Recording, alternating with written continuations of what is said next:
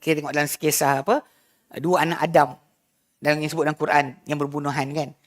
Ikutkan pada Quran dan hadis, nama tak ada.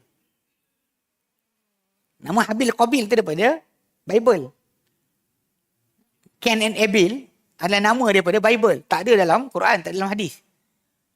Kemudian kenapa diorang berbunuhan atau kenapa seorang tu bunuh dia? Tadi dalam cerita kan kita dengar daripada kisah yang timbul, dia kata kerana berebut nak kahwin. Kan? Itu pun tak ada dalam Quran, tak ada dalam hadis. Bahkan banyak mufassirin dia pergi kepada pembunuhan tu berlaku sebab seorang tu cemburu kawan tu punya korban diterima. Bahkan itu yang lebih kuat, lebih elok difahami berbanding dengan berebut bini. Allahuakbar kan.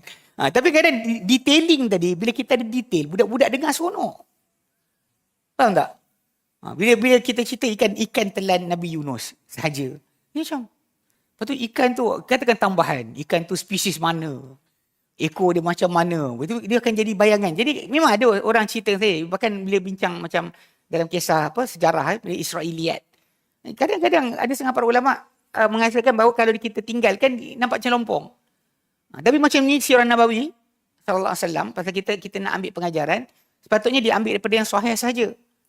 Supaya tak timbul dekat situ macam jadilah tiba-tiba Ali Nabi SAW dulu ada first love, kemudian tak dapat kan Ali punya kakak.